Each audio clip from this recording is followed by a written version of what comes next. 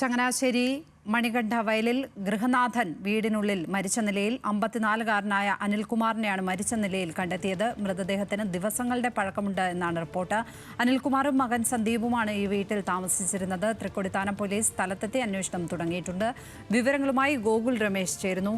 ഗോകുൽ, ഈ മകൻ എവിടെയാണ് ഉള്ളത്? എന്തൊക്കെയാണ് ലഭിക്കുന്ന വിവരങ്ങൾ? മണികണ്ഠവയൽ, തൃക്കൊടിത്താനം മണികണ്ഠവയൽ എന്ന് പറയുന്ന സ്ഥലത്താണ് ഈ സംഭവം നടന്നിരിക്കുന്നത്. ഇന്ന് ഉച്ചയ്ക്ക് ശേഷമാണ് ഇത്തരത്തിൽ വീട്ടിനുള്ളിൽ മരിച്ച നിലയിൽ ഒരു 84-കാരനെ കണ്ടെത്തുന്നത്. മണികണ്ഠവയൽ സ്വദേശിയായിട്ടുള്ള അനിൽകുമാർ എന്നയാളാണ് മരിച്ചിരിക്കുന്നത്. ഇദ്ദേഹത്തിന്റെ മൃതദേഹത്തിന് ദിവസങ്ങളോളം പഴക്കം കാണുകയും ചെയ്യുന്നുണ്ട്. അനിൽകുമാറും ഇദ്ദേഹത്തിന്റെ മൂന്നാമത്തെ മകനായിട്ടുള്ള സന്ദീപും മാത്രമായിരുന്നു ഈ വീട്ടിൽ താമസിച്ചിരുന്നത്. ഇദ്ദേഹത്തിന്റെ ഭാര്യ വിദേശത്താണ് ജോലി ചെയ്യുന്നത്. ഈ മകൻ സന്ദീപ് ഈ സ്റ്റേജ് ഡെക്കറേഷൻ പരിപാടിയൊക്കെ ചെയ്യുന്ന ജോലിയുള്ള ആളാണ്. അയാൾ കഴിഞ്ഞ ശിവരാത്രിക്ക് ഈ വീട്ടിൽ നിന്നും പോയിരുന്നതാണ്.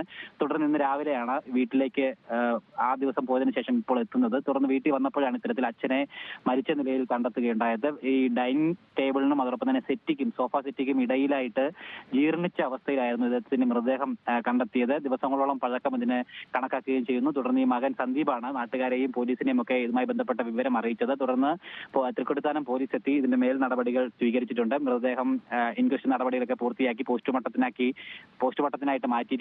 എന്തായാലും പോലീസ് ഇതുമായി ബന്ധപ്പെട്ട അന്വേഷണം ആരംഭിച്ചിരിക്കുകയാണ്. ഏത് വിധത്തിലായിരിക്കും മരണം സംഭവിച്ചത്, അല്ലെങ്കിൽ എന്തെങ്കിലും ദുരൂഹതയുണ്ടോ എന്നുള്ള കാര്യത്തിലൊക്കെ അന്വേഷണം ആരംഭിച്ചിട്ടുണ്ട്. പോസ്റ്റ്മോർട്ടത്തിന് ശേഷം കൂടുതൽ വിവരങ്ങൾ ലഭ്യമാകുമെന്നാണ് പ്രതീക്ഷിക്കുന്നത്. ഗോകുൽ രമേശ്, കോട്ടയത്ത്.